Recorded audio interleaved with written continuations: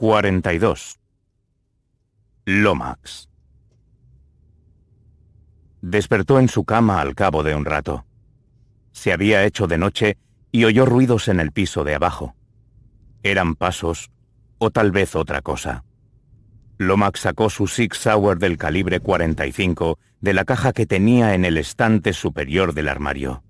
Comprobó que estaba cargada, la preparó y fue sigilosamente al rellano de la escalera. La luz de abajo estaba encendida. Bajó despacio, balanceando el cañón del arma hacia adelante y hacia atrás, hasta que vio que había un hombre en su casa, con platos en la mano. Randall Korn se limpió las manos con un trapo de cocina, apretó el botón de encendido del lavaplatos y lo cerró. Los platos sucios que habían dejado los asistentes al entierro ya estaban recogidos. «Puedes bajar el arma», dijo, sin alzar la vista hacia Lomax, que seguía en las escaleras. «Pensé que te vendría bien un poco de ayuda para recoger. Me pareció lo mínimo que podía hacer». Lomax no contestó. Bajó las escaleras tranquilamente, aunque sin soltar la pistola, mientras veía a Korn moverse por la cocina, rellenar de agua la cafetera, luego echar el café en grano y encenderla. «A Lucy no le habría gustado», dijo Lomax. Korn volvió a abotonarse la chaqueta del traje, se apoyó contra la encimera y se cruzó de brazos. Durante unos instantes no dijo nada. La cafetera gorgoteaba y el olor a café recién molido se mezclaba con el tenue tufo a carne podrida que seguía al fiscal a todas partes. «No le gustaría verlo en su cocina», dijo Lomax. «Ya no es su cocina. Es tuya. Y siento tu pérdida. De verdad». «¿Qué es lo que quiere?», preguntó Lomax. «Darte el pésame, por supuesto». «Pues ya lo ha hecho». Korn se volvió hacia la cafetera, que empezaba a escupir líquido negro dentro de la jarra, y miró a Lomax de nuevo. «He pensado que podíamos tomar un café y hablar». «No hay nada de qué hablar». «Uy, sí que lo hay. Tenemos que hablar de muchas cosas. El juicio empieza mañana. Entiendo que tienes tus prioridades, pero después del funeral, te necesito en el juzgado. Tu testimonio es fundamental.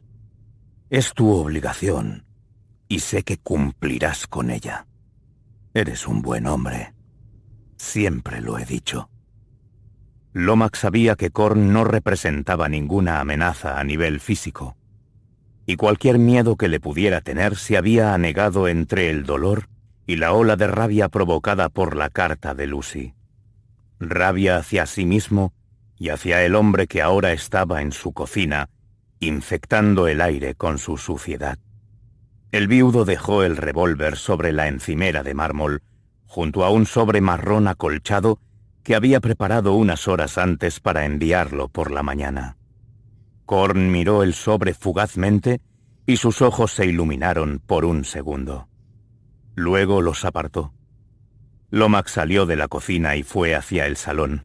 Se dejó caer en el sofá y hundió la cabeza entre las manos. Respiró hondo, muy hondo, tratando de contener la emoción que lo recorría. «Yo era un buen hombre, y hace mucho que no lo soy», dijo. Korn lo siguió cojeando y depositó una taza de café caliente sobre la mesa delante de Lomax. El sillón de la esquina tenía una mesita al lado. Se sentó en él, dejó su café y se inclinó hacia adelante. Tenía las rodillas separadas y las manos colgando entre las piernas, con las yemas de los dedos tocándose. Podría parecer una postura contemplativa, pero resultaba forzada en el cuerpo de Korn, casi como un insecto. «Sé que esto ha sido un golpe. He hecho cuanto he podido por los dos. Me alegro de que tuvieras fondos para hacer todo lo posible por Lucy. dijo. Fondos era una forma extraña de llamarlo. Korn le había dado dinero, parte procedente de redadas y parte de su propio bolsillo. Era rico, sí. Desde que lo conocía, jamás le había visto repetir traje en un mismo mes. Colt, solo quiero que sepas que estoy aquí en estos momentos de necesidad, dijo Korn. Nunca lo había llamado por su nombre. Al menos no lo recordaba. Debía de estar preocupado para rebajarse tanto. Yo no necesito nada. He perdido a mi mujer y no puedo hacer nada. Ojalá la hubiera escuchado, ojalá hubiera hablado más con ella mientras estaba aquí. A Lucy usted no le caía bien, dijo. Lucy vio el buen trabajo que hacíamos juntos y tal vez por eso te tenía miedo. Verás, es imposible acabar con tantos asesinos y que nadie intente detenerte, porque eso es lo que hacen. Te atacan. Hay que estar siempre preparado para aplastar al enemigo antes de que él acabe contigo. Al trabajar conmigo, tú estabas protegiendo a Lucy y yo os protegía a los dos. Puede que ella no llegara a entenderlo. No era eso, dijo Lomax. Lucy no quería que hiciese nada que pudiera dañar mi integridad. Y he hecho mucho más que eso. La he tirado a la basura. Eso es lo que he hecho. Es lo que usted me ha hecho hacer. Eres un hombre libre. ¿Me estás diciendo que no aceptaste el dinero que te di como amigo, como socio? No debería haber aceptado un solo centavo. Pues entonces, Lucy no habría tenido esta casa. Y ella adoraba la casa, ¿o no? Sí, pero me quería más a mí, contestó Lomax. ¿Qué es lo que intentas decirme? Que lo dejo. Eso es lo que estoy diciendo. Korn se reclinó en el sillón, llevándose un dedo a los labios como si quisiera acallar su reacción, atenuarla, hasta poder endulzarla. No puedo perderte. Eres un policía demasiado brillante. ¿Qué hace falta para que sigas? Evidentemente hay un funeral que pagar. Y si esta casa guarda demasiados recuerdos dolorosos, podrías mudarte. Podría darte 200 de los grandes ahora mismo, esta misma noche. Y hay más, si quieres. No es cuestión de dinero. Quiero librarme de todo esto. Que se sepa todo, lo que hemos hecho. La gente a la que hemos hecho daño, los hombres que hemos asesinado, el abogado al que disparé en la cabeza. Todo ha sido por una causa justa. La causa de Dios, Colt. Cody Warren y esa puta tenían un objetivo: dejar en libertad a asesinos. Y nosotros no dejamos que los culpables salgan a la calle. Los quemamos. Esa es nuestra misión. Tal vez sea la suya. Mire a Andy Dubois. Lo obligué a confesar porque teníamos que cerrar el caso rápido. Dejamos escapar al verdadero asesino y usted también lo sospecha, lo sé. Quedó claro en cuanto vimos las fotos de ese forense. Pero ¿no te das cuenta de que teníamos que aferrarnos a Dubois para conseguir una condena? Las fotos del forense creaban una duda razonable en el caso contra Dubois, y si realmente es inocente, su confesión daría duda razonable al asesino. Lo único que podemos hacer para ofrecer algo de paz a la familia de Skylar es conseguir que condenen a alguien. ¿Tú crees que es inocente? Todos los de su clase son iguales. De no haber sido por el caso de Skylar, en algún momento lo habrían acabado acusando de otra cosa. En realidad, es probable que estemos salvando vidas si acabamos con Dubois. Así lo veía él. Esa lógica retorcida había logrado engañar a Lomax una vez, pero ya no. Tal vez se había dejado engatusar por las mentiras de Korn, pensó, y esa idea no aliviaba su conciencia. Lomax sabía que Korn solo quería mandar a otro hombre a la silla eléctrica. Daba igual quién fuera, o si era culpable o inocente. Vivía para matar. Había tardado en verlo, pero ahora era evidente. Sabía lo que tenía que hacer. «Ya no puedo hacer esto. Dubois no mató a esa chica», dijo Lomax. Corn se quedó muy quieto, escuchando cada palabra que decía. Entreabrió los labios para hablar y titubeó un instante como si el pensamiento estuviera tomando forma, y finalmente cobró vida al decir: «Fuiste tú, ¿verdad? Tú cogiste las grabaciones de la cámara de seguridad de la gasolinera». «Necesitaba un seguro.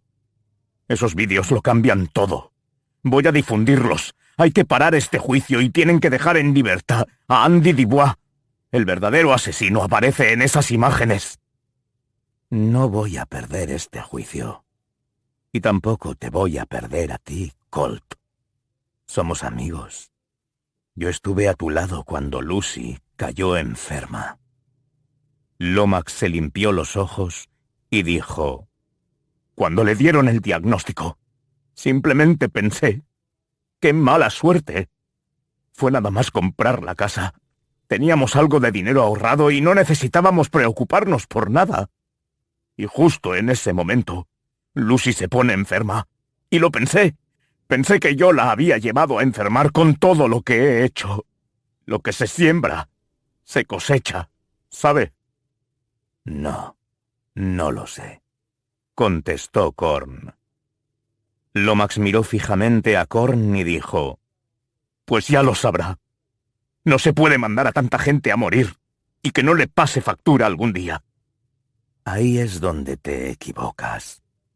Mi padre tenía dinero y me lo dejó a mí. La gente piensa que la riqueza otorga poder, pero mi padre era más listo que todo eso. El verdadero poder reside en tener la vida y la muerte en tus manos». «No dice más que sandeces. Habla mucho de matar, pero nunca se ha ensuciado las manos. No tiene cojones para hacerlo usted mismo. Por eso le gusta enviar a esos chicos a Yellow Mama. A verlos retorcerse y freírse. Está enfermo y es un cobarde». Con eso dejó caer la cabeza y asintió levemente, como dándose la razón. Había tomado una decisión. Aquello tenía que parar. Había que parar a Corn. Por él. Por Lucy. Oyó que Corn se levantaba del sillón suspirando. Oyó sus pasos acercándose sobre el suelo de madera. Se detuvo delante de Lomax. Vio sus lustrosos zapatos de cuero hechos a medida, reflejando su rostro deshecho. «Siento haberte metido en todo esto», dijo Corn. «Yo también. Simplemente no puedo seguir formando parte de ello», contestó Lomax. Mientras miraba el suelo y el cuero brillante de los zapatos de Corn, Lomax creyó oír algo. La tabla que siempre crujía en el porche. «Y siento la muerte de Lucy y tu pérdida. Aunque tienes razón en un par de cosas», dijo Corn. «¿Sí?», preguntó Lomax, alzando la cabeza. Sus ojos se abrieron de par en par al ver el cañón de la Sig Sauer que había dejado sobre la encimera en la mano de Corn, apuntándole a la cabeza. En la otra mano tenía el sobre con el lápiz USB. Debió de cogerlos de la encimera cuando él se dio la vuelta. «La primera es que no me gusta ensuciarme las manos, aunque a veces no me queda elección. La segunda es que no puedes seguir formando parte de esto», dijo Corn. 43. Block. Nada más oír el disparo, ocurrieron dos cosas. La primera, Block se echó a un lado y se agarró al tiempo que giraba sobre el pie derecho, volviéndose con la espalda pegada a la pared de la casa, junto a la puerta. Ya estaba a cubierto. Y la segunda, desenfundó a Maggie con la mano derecha y se preparó, con el cañón hacia el cielo. No fue algo consciente. Los movimientos se produjeron prácticamente de manera independiente. Una mezcla de instinto y entrenamiento. Moviéndose unos centímetros hacia la izquierda, se alzó estirando las rodillas para asomarse por la ventana. Vio una cocina moderna, hecha como las cocinas de campo antiguas, pero con una encimera de mármol negro y armarios de color crema. No había nadie. Se asomó por la siguiente ventana y apareció el salón. Lomax estaba sentado en el sofá, con la cabeza doblada hacia atrás en el respaldo, por lo que no le veía la cara. Tampoco hacía falta. La mancha de color rojo vivo sobre el sofá lo decía todo. Le habían disparado en la cabeza. Block volvió a agacharse y fue hacia la entrada sin levantarse. Al llegar a la puerta, oyó el leve murmullo de un motor arrancando. Venía de detrás de la casa. Fue hacia allí, pegada a la pared, y notó que el ruido del motor cambiaba al aumentar las revoluciones y después se hacía más tenue a medida que se alejaba. Se asomó a inspeccionar la parte de atrás de la casa y descubrió que había otro camino, una entrada posterior. Allí vio unas luces traseras, a casi 200 metros, alejándose con rapidez. Alzó el arma. Había tenido que aprender a empuñar el revólver, haciendo presión principalmente con la almohadilla del dedo índice y el dedo pulgar y usando los antebrazos para apretar en esos puntos de presión. Puso los pies a la altura de los hombros, flexionó ligeramente las rodillas, inclinó el cuerpo un poco hacia adelante y dobló ambos brazos. La primera vez que disparó a Maggie, la empuñó como de costumbre, bloqueando el brazo derecho y doblando el izquierdo, y a punto estuvo de romperse la muñeca y el hombro. La Magnum siempre tenía retroceso. Lo único que podía hacer era tratar de gestionar ese retroceso usando los músculos del antebrazo y el hombro para absorber el golpe.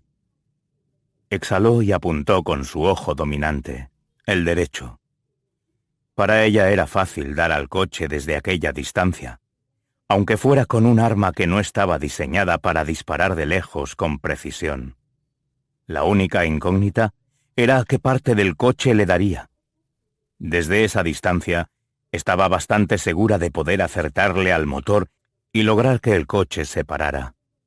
La bala entraría a través del maletero, pasaría por el asiento de atrás, el delantero, por el salpicadero, hasta alcanzar el objetivo. Pero una ráfaga de aire o demasiada tensión en el dedo del gatillo podían cambiar la trayectoria del disparo y hacer que la bala atravesara el maletero, el asiento de atrás, el delantero, al conductor, el salpicadero y el motor. No sabía quién iba al volante. Y tampoco parecía justo hacerle a alguien un agujero del tamaño de un balón de baloncesto sin haberse presentado. Dejó caer a Maggie a un lado del cuerpo. Entornó los ojos. La forma de las luces traseras era bastante distintiva. Las había visto hacía poco.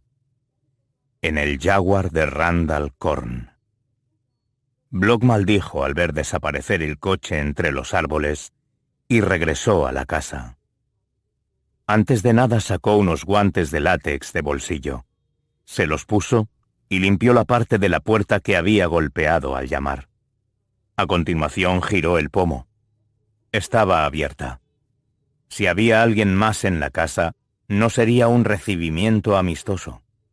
Volvió a desenfundar la Magnum del cinto y la empuñó con el cañón hacia abajo mientras comprobaba el salón, luego la cocina y todas las habitaciones de la casa. Nadie. No tocó nada. Se movió lenta y sigilosamente. Las habitaciones estaban limpias y ordenadas. No había nada fuera de su sitio, salvo en el dormitorio principal. Allí encontró una carta sobre la almohada. La leyó y volvió a dejarla en la cama. Era de la difunta esposa de Lomax, Lucy. Leer una carta así noquearía a un marido de luto como si lo golpearan en el estómago con una viga de acero. Block no conocía a Lucy ni a Lomax, y a él no le tenía demasiado aprecio, pero la carta la conmovió. Al regresar al piso de abajo se quedó en el umbral del salón, tomándose su tiempo. Si se acercaba algún coche lo oiría.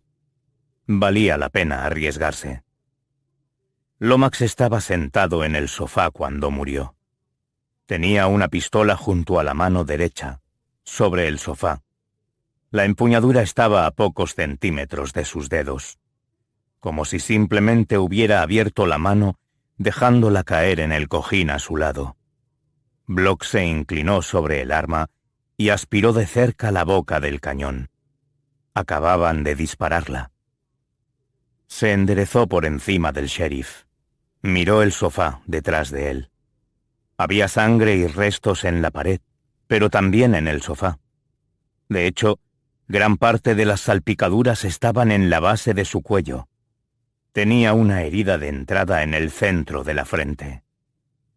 Cualquiera que accediese a aquella escena diría que se trataba de un suicidio.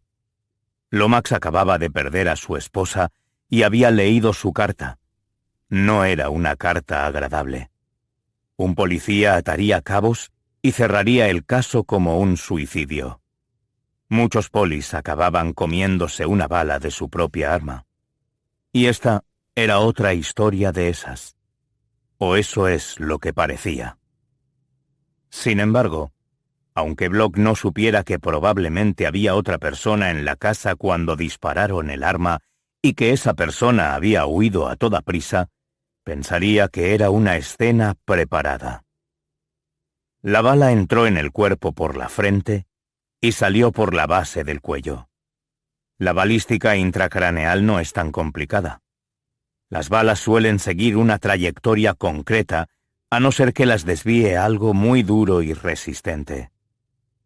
Block agarró a Lomax por los hombros y lo inclinó hacia adelante. Entre la materia oscura sobre el sofá también había un agujero, con una trayectoria paralela a la herida de salida en su nuca. Si Lomax se hubiera volado los sesos, se habría reclinado en el asiento, habría arqueado el cuello para mirar al techo, se habría puesto la pistola en la frente y habría apretado el gatillo. No, no fue así. Lomax estaba mirando hacia arriba, con el arma apuntándole hacia abajo cuando la dispararon. Si fue Korn, sabría perfectamente cómo funcionaba el laboratorio de criminalística local y limpiaría el arma antes de soltarla en el sofá al lado del sheriff. Block volvió a colocar el cuerpo en el sofá, se apartó y fue hacia la salida. Se detuvo en la puerta cuando ya tenía el pomo en la mano. Pensó en la carta del piso de arriba. Tal vez fuera útil. Se giró y subió para hacerle una foto con el móvil. Una vez abajo, cerró la puerta de entrada con sumo cuidado y miró atentamente hacia los cobertizos. Había uno grande, como una especie de taller, y otro más pequeño. Decidió empezar por el grande. No tardaría mucho en registrarlo. Estaba cerrado con candado, pero tenía un ventanuco. Alumbró con la linterna y en una esquina vislumbró lo que a primera vista parecía un ataúd con la tapa levantada. Pero claro, no era un ataúd, sino un congelador. Y en la capa de hielo que cubría la tapa, había una mancha roja. Ahí es donde habían escondido a Cody Warren. Probablemente también ocultaron su auto aquí. Block regresó a su coche, encendió el motor y arrancó. Y cualquier simpatía que pudiera haber sentido por Lomax ya había desaparecido. 44. Korn. Korn posó la aguja con suavidad sobre el disco. Unos rasguños que le resultaban familiares sonaron por los altavoces y entonces comenzó su pieza favorita. La sonata en do menor, Opus 111 de Beethoven, interpretada por Jörg Demus en el piano Graf del compositor alemán. Era una grabación en directo de 1970, en Bonn, para conmemorar el bicentenario del nacimiento de Beethoven. La primera vez que escuchó la obra, tenía 11 años, y la odió. El piano le sonaba metálico y raro.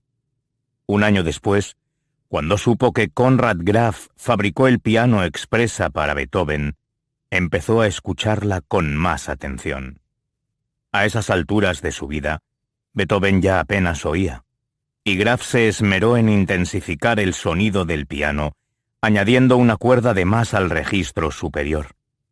Partes de la pieza exigen tocar las teclas con enorme fuerza y rapidez. A Korn le gustaba pensar en Beethoven aporreándolas, en un intento desesperado por oír el mismo sonido que él escuchaba en el disco, sabiendo que al compositor le había sido arrebatada cruelmente la capacidad de experimentar su propio don.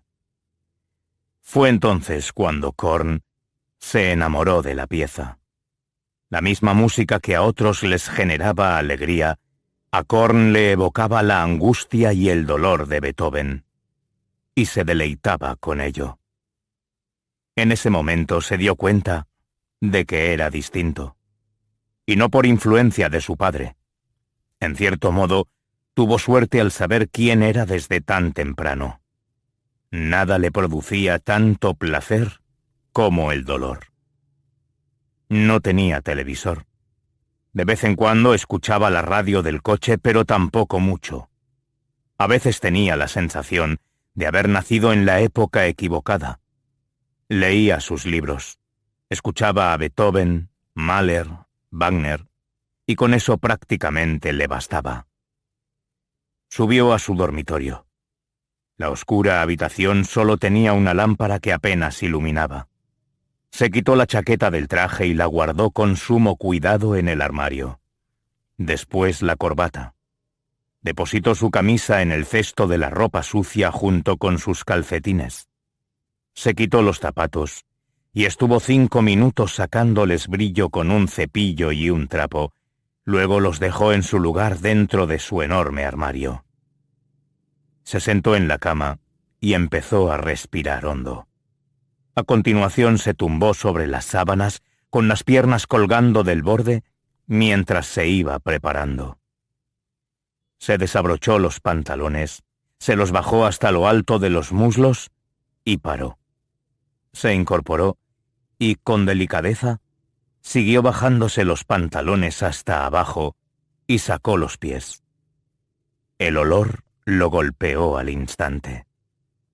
Se notaba a pesar del papel film transparente que se había puesto en el muslo derecho. A veces creía que la gente también lo olía, aunque a él poco le importaba lo que pensara la gente. Buscó el extremo del film y tiró. Notó un destello de dolor al soltarlo. No, era demasiado doloroso quitárselo así. Cogió unas tijeras de la mesilla de noche y cortó el film, revelando el vendaje. El olor se hizo más fuerte. Cortó la venda, que estaba calada de sangre. Tendría que volver a meter en lejía la liga de cuero que llevaba apretada alrededor del muslo. Estaba destrozada. Tenía otra en la caja fuerte, pero no le apetecía usarla. Aún no. No hasta que se le quitara la infección. Levantó la lengüeta, abrió la hebilla y empezó a despegarse muy lentamente la liga desde la parte posterior del muslo. Había que hacerlo centímetro a centímetro. Por las tachuelas. La llevaba tan apretada que tenía marcas en la piel. Las 5 tachuelas de acero incrustadas en la liga se habían coagulado dentro de los agujeros que le habían hecho en la parte delantera de su muslo. Tuvo que sacárselas una a una.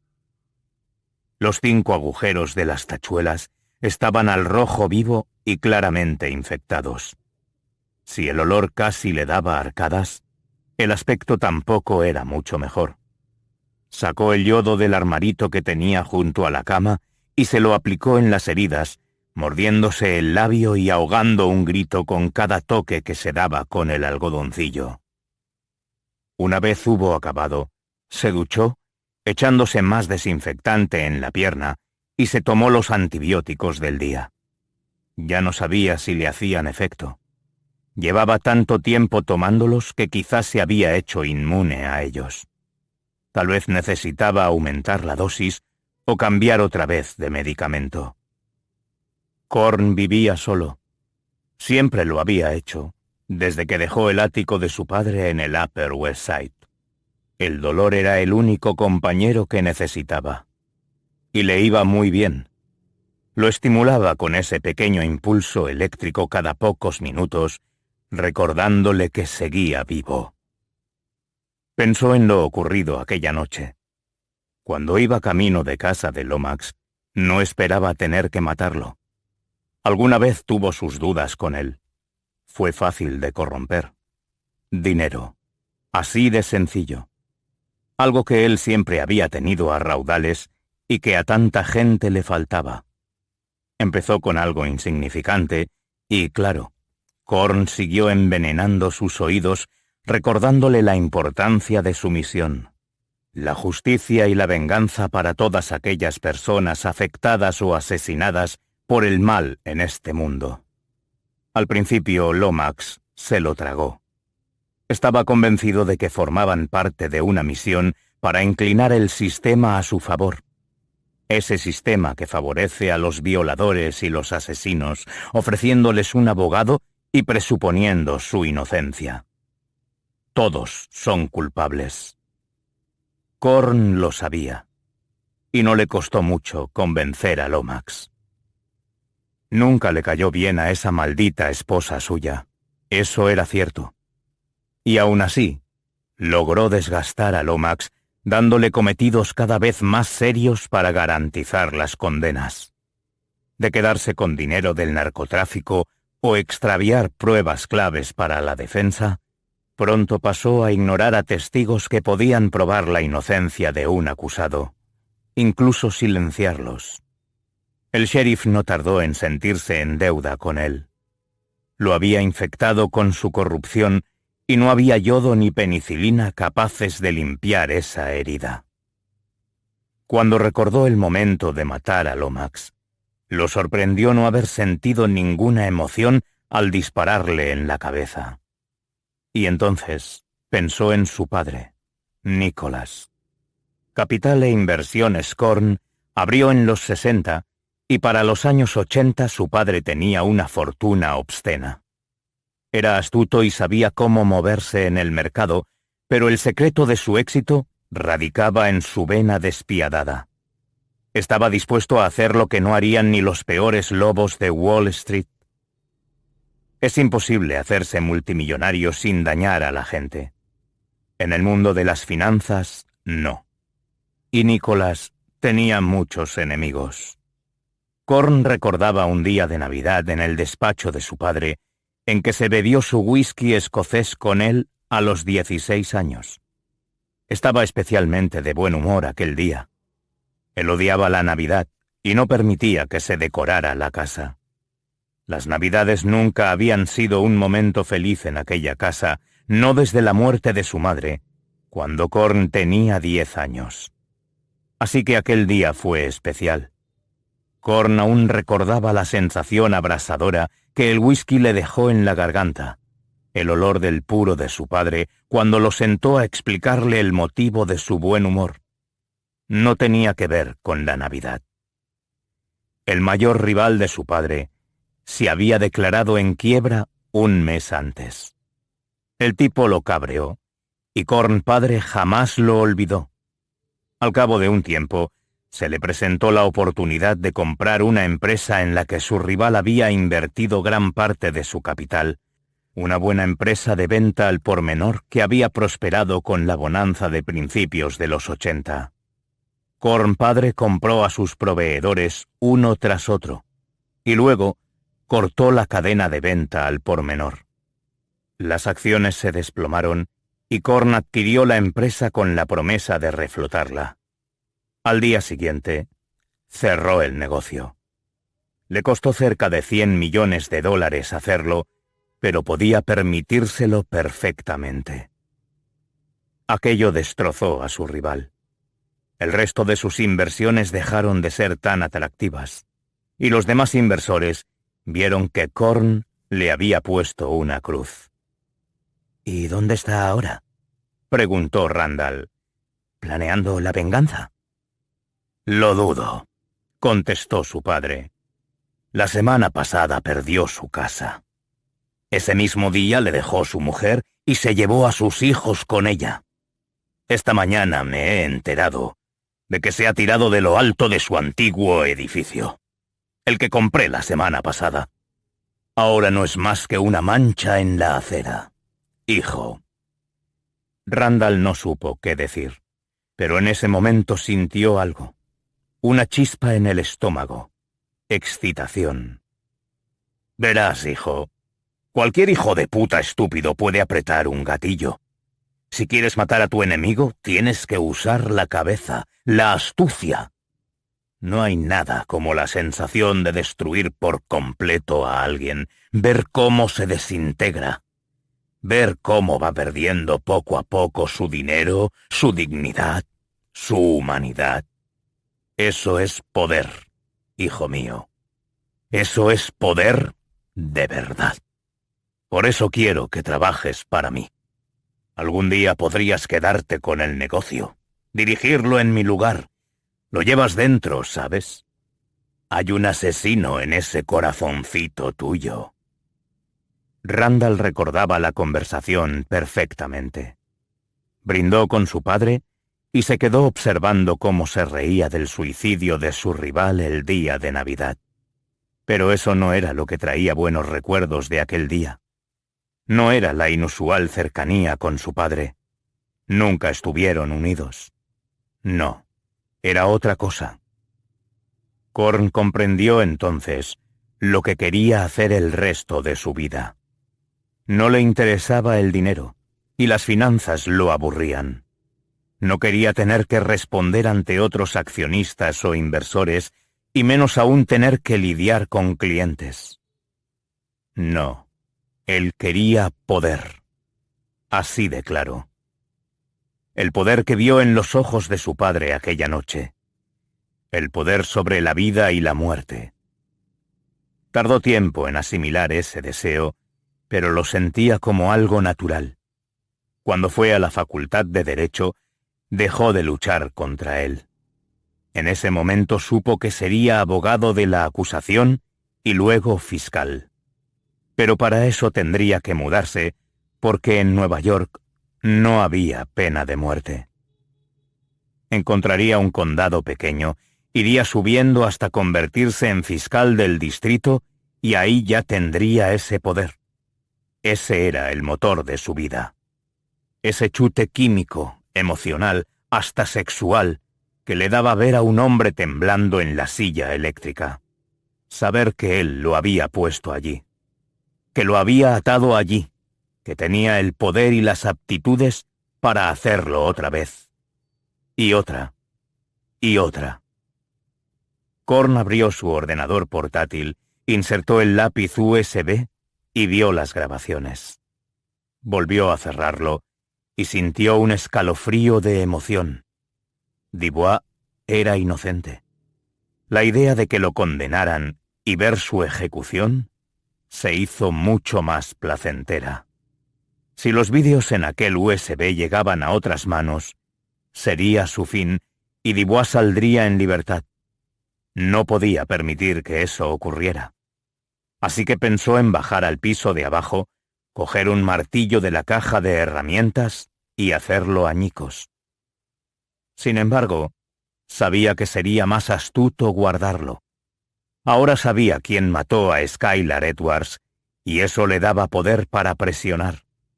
El pastor era una especie de aliado, y ahora podría convertirse en su arma si jugaba bien sus cartas. Apagó la lámpara de la mesilla y se tumbó en la cama.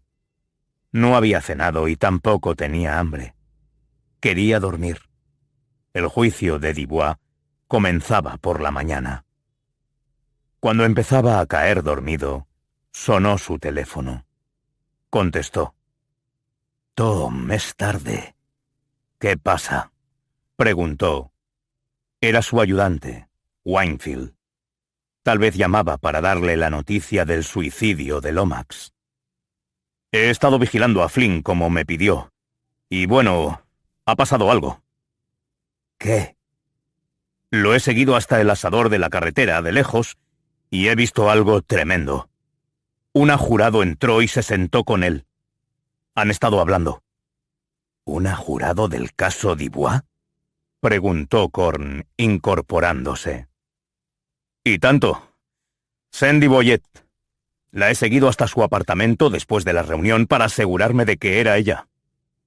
«¿Crees que estaba intentando sobornarla? ¿Has visto si intercambiaban algo? ¿Alguna bolsa? ¿Paquetes?» «No, solo han hablado». «Esto es importante, Tom. Necesito que pienses con mucho cuidado. ¿Cómo se encontraron en el asador? ¿Llegaron sobre la misma hora?» «Él ya estaba allí, cenando con ese juez viejo y su compañera, Brooks. Ellos dos se fueron y Flynn se quedó. Entonces llegó la jurado y fue directa a su mesa». «¿Le hizo un gesto para que se acercara?» «No que yo viera». «O sea que simplemente entró y se sentó enfrente de él». «Sí, pero empezaron a hablar al instante. Era como si la estuviera esperando». «¿De qué hablaron?» «No pude acercarme lo suficiente para oír la conversación, pero hablaron durante 20 minutos o así. Luego él se marchó».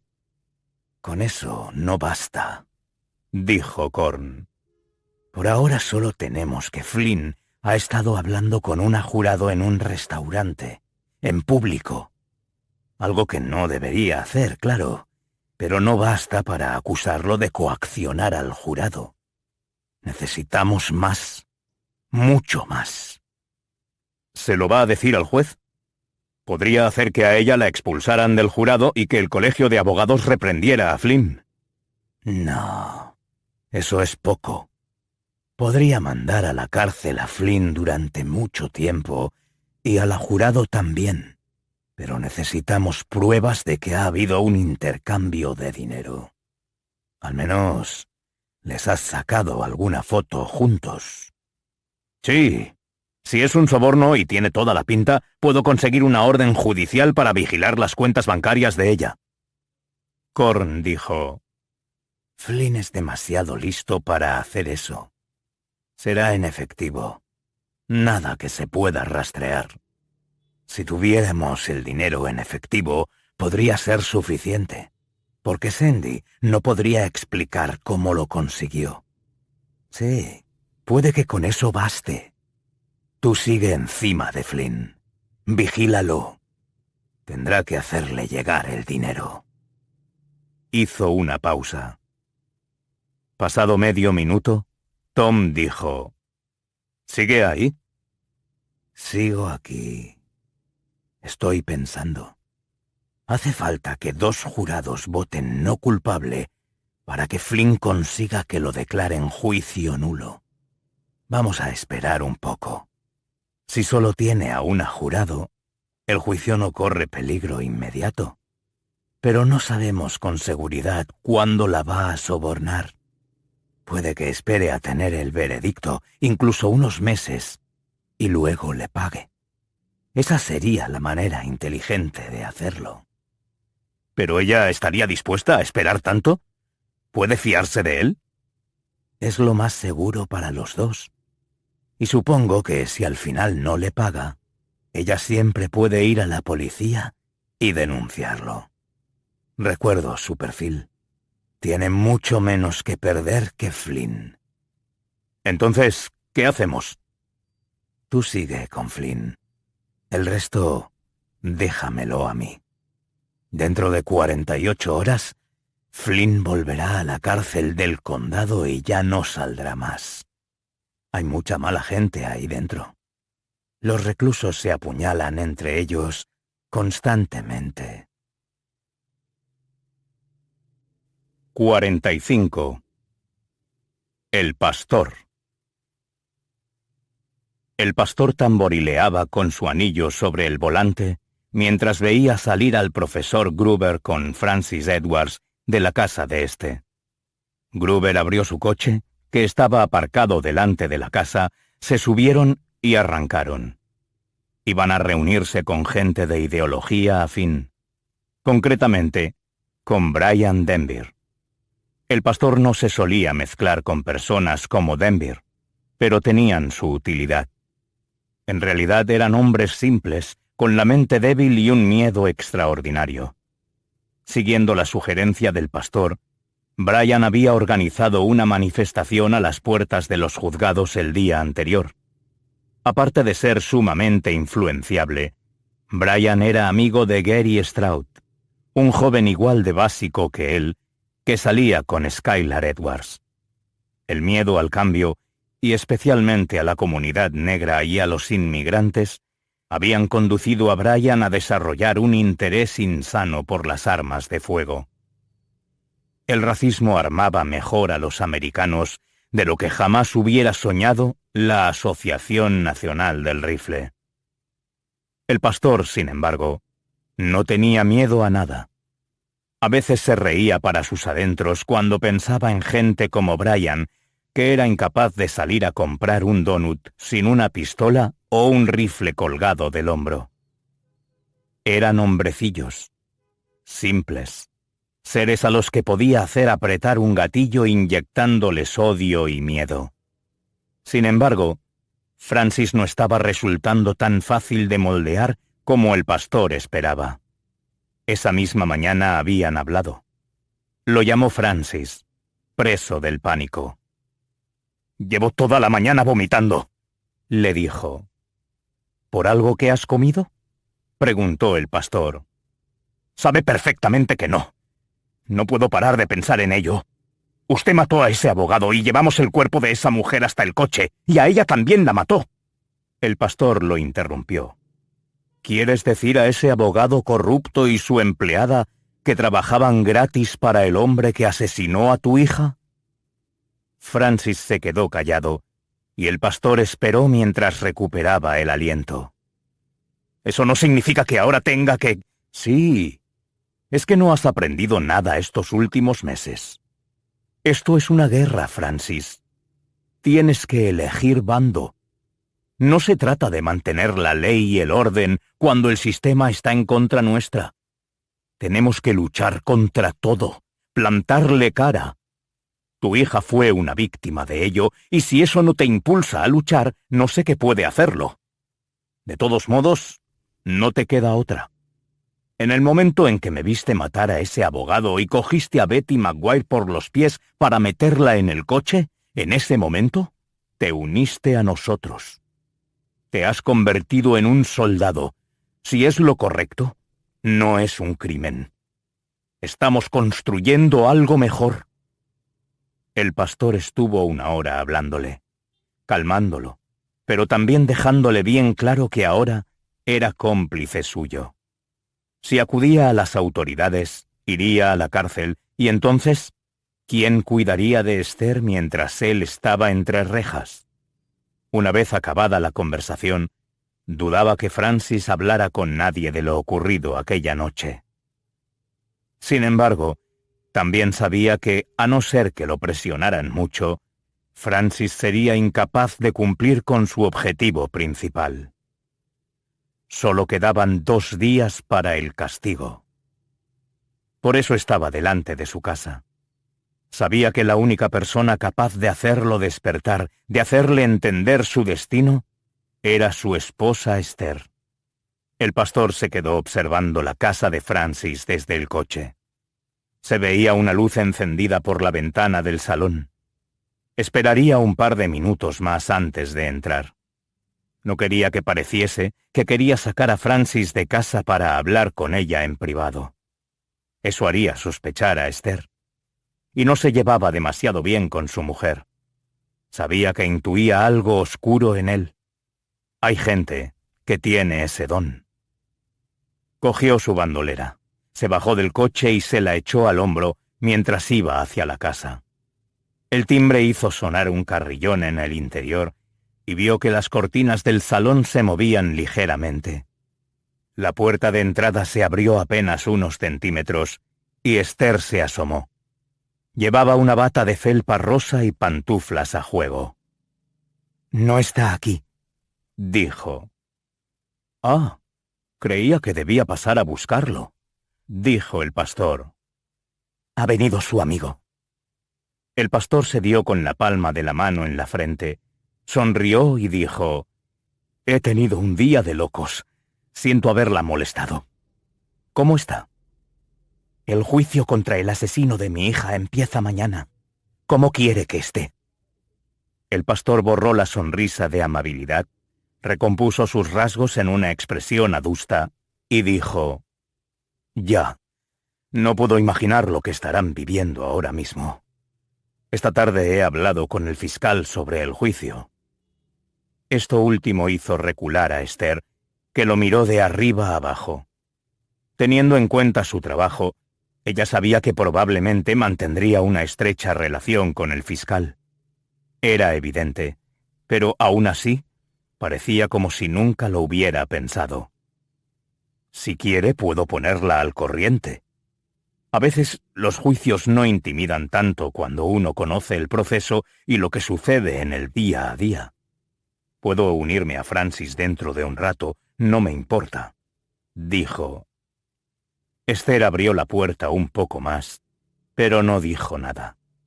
Seguía pensando. En esos instantes, el juicio era el centro de su vida. Lo último que se podía hacer por su hija, y quería que su asesino pagara. Quería saberlo todo. Por su mente corrían los mismos pensamientos que tendría cualquier madre después de perder a un hijo, y el pastor era consciente de ello. «De acuerdo. Si me cuenta lo que ha dicho el fiscal, se lo agradecería. ¿Quiere pasar un momento?» «Por supuesto», dijo el pastor. Esther lo llevó adentro, a través de la cocina. Apoyó la espalda contra la encimera y se cruzó de brazos, evitando su mirada. «Bueno, ¿qué pasará mañana? ¿Se va a declarar culpable? He leído algo sobre eso en varios artículos sobre casos parecidos. Para evitar la pena de muerte se declaran culpables y no hace falta que se celebre el juicio. Yo lo preferiría. No sé cuánto más voy a aguantar». «Es posible. No me han comentado que esa sea la intención de Dubois y yo tampoco apostaría nada. El señor Korn quiere que lo condenen a la pena capital. Y suele lograrlo. ¿Qué le parecería eso? Quiero decir, que Dubois fuera ejecutado». Esther se encogió de hombros, sacudió la cabeza y dijo: «No lo sé. Al principio le deseaba la muerte. Eso sí lo sé. Pero no sé qué se conseguiría con eso. No sé cómo me sentiría. Puede que merezca morir, pero no sé si quiero pasar por ello». «Sé que es duro.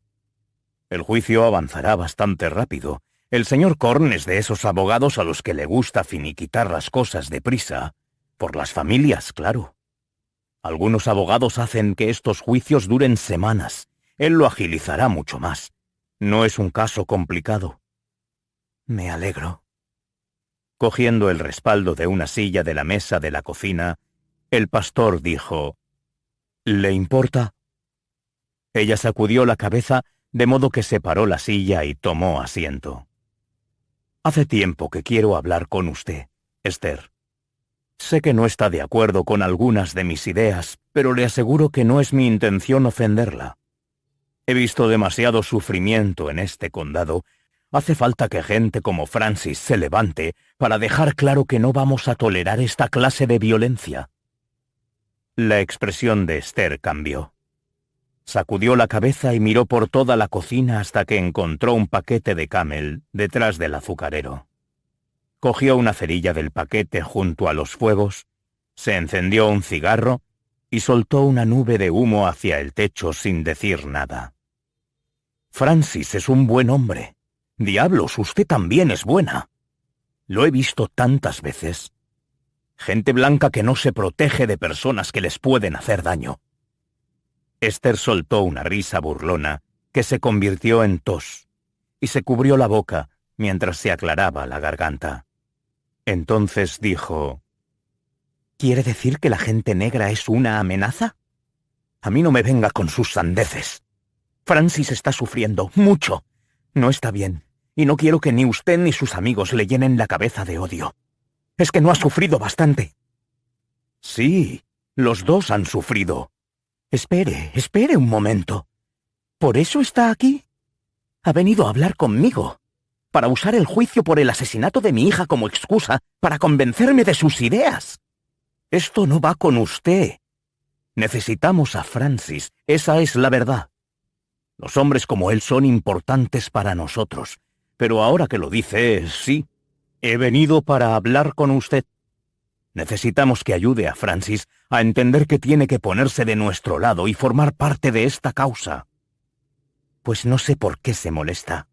A mí no me va a convencer de que su mierda le va a traer nada bueno a mi familia. El pastor se levantó. Esther dio otra calada al cigarro, levantó la cabeza estirando el cuello y echó el humo por un lado de la boca. He venido porque necesitamos que ayude a Francis a estar donde queremos que esté. Yo no he dicho que quisiera convencerla a usted. Sé que eso es imposible. Francis solo necesita un empujoncito, algo que le haga decidirse. Y su ayuda va a ser muy valiosa. El pastor soltó el puño derecho hacia adelante y hacia arriba y lo estampó contra la parte izquierda del cuello de Esther. Sonó como una bofetada fuerte. Ella se quedó boquiabierta, hincándose los dedos en el cuello mientras sus rodillas cedían. El golpe no fue lo bastante fuerte como para romperle la tráquea, pero sí para provocar un espasmo en su garganta y empezó a toser y a moverse a cuatro patas, tratando de coger aire, aterrorizada. El pastor cogió unos guantes de cuero de su bandolera, se los enfundó rápidamente y a continuación sacó una cuerda. Un extremo estaba anudado en forma de horca. Se colocó detrás de Esther, le puso la horca al cuello y la ajustó con fuerza. Entonces hincó su rodilla izquierda entre los omoplatos de ella, obligándola a tumbarse boca abajo, y tiró de la cuerda. Su garganta se cerró por completo. El pastor contempló cómo su cuello se iba poniendo rojo. Ella empezó a emitir un ruido, el que hace un ser humano intentando tomar aire cuando no le entra por la tráquea, como si se atragantara y tragara con fuerza a la vez. Esther se empezó a arañar el cuello mientras el pastor apretaba los dientes y tiraba. Quería acallar aquel ruido. Era incómodo. Para silenciarlo, recitó un Padre Nuestro. Todavía le infundía aliento, aunque lo hubiera recitado 1000 veces de niño en la caja oscura y asfixiante del patio trasero, sudando y medio inconsciente por el calor. Los versos de esa oración siempre lo habían reconfortado. Para cuando terminó, Esther ya no se revolvía. El ruido había cesado y su cuerpo yacía inerte. El pastor soltó un poco la cuerda al notar algo húmedo en la rodilla que tenía apoyada en el suelo. Se levantó con una mancha en el pantalón y vio que Esther se había orinado. Rodeando su cuerpo, la atrapó por la cintura y la puso de lado. Entonces le cogió un brazo y, arrodillándose, se echó su cuerpo sobre el hombro. Fue hasta el recibidor, la dejó al pie de la escalera, cogió un extremo de la cuerda y subió al primer piso. Ató la cuerda al pasamanos de la barandilla, la pasó por uno de los postes y la tensó. Empezó a tirar. Aquello fue una auténtica prueba de fuerza y la pasó con facilidad. La cuerda iba mordiendo el pasamanos de madera al subir el cuerpo, poniendo una mano sobre otra, hasta que Esther quedó suspendida a 1 metro del suelo. Entonces ató la cuerda y bajó las escaleras. La barandilla rechinó mientras el cuerpo de Esther se mecía suavemente de lado a lado.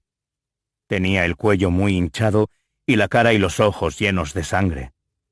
El pastor cogió su bandolera de la cocina y salió a toda prisa de la casa. Gruber sabía que después de dejar a Francis de vuelta en casa, debía quedarse un rato. Tenía que estar allí cuando llegase la policía para consolar a Francis y asegurarse de que no hacía ninguna estupidez, como meterse una pistola en la boca. Ver a su esposa ahorcada era exactamente lo que Francis necesitaba. Así se esfumarían sus últimas dudas. Ya no le quedaba nada por lo que vivir. Su única salida era unirse a su familia en la tumba. Perfecto, pensó el pastor.